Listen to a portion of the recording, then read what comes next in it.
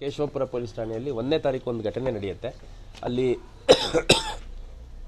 ಸರ್ವೆಗೆ ಅಂತ ಹೋದಂಥ ಸಂದರ್ಭದಲ್ಲಿ ಅಲ್ಲಿ ಸ್ಥಳೀಯರ ನಡುವೆ ಇರುವಂಥ ವ್ಯತ್ಯಾಸಗಳು ಸಂಘರ್ಷದ ರೂಪದಲ್ಲಿ ಬದಲಾವಣೆ ಆಗಿ ಆ ಸಂಘರ್ಷದಿಂದ ನಂತರ ಅಲ್ಲಿ ಸಣ್ಣ ಪುಟ್ಟ ಗಲಾಟೆಗಳಾಗುತ್ತೆ.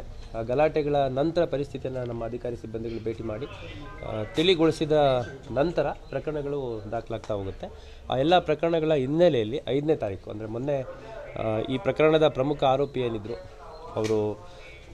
ಅವರನ್ನು ಪ್ರಮುಖ ಆರೋಪಿಯನ್ನು ನಮ್ಮ ಅಧಿಕಾರಿ ಮತ್ತು ಸಿಬ್ಬಂದಿಗಳು ವಶಕ್ಕೆ ತಗೊಂಡು ಆಕೆಯನ್ನು ಅರೆಸ್ಟ್ ಮಾಡುವಂಥದ್ದಾಗಿದೆ.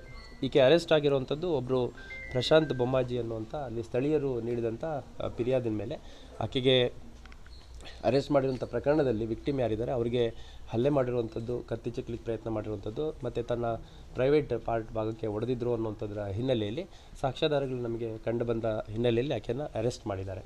ಆಕೆಯನ್ನು ಅರೆಸ್ಟ್ ಮಾಡಿ ಗಾಡಿಯಲ್ಲಿ ಕುಂಡಿಸ್ಕೊಳ್ಳೋವಂಥ ಸಂದರ್ಭದಲ್ಲಿ ಆಕೆ ತನ್ನ ವಸ್ತ್ರಗಳೇನಿದ್ರು ಆ ವಸ್ತ್ರಗಳನ್ನೆಲ್ಲ ಕಳಚುವಂಥ ಕೆಲಸ ಮಾಡಿದ್ದಾರೆ.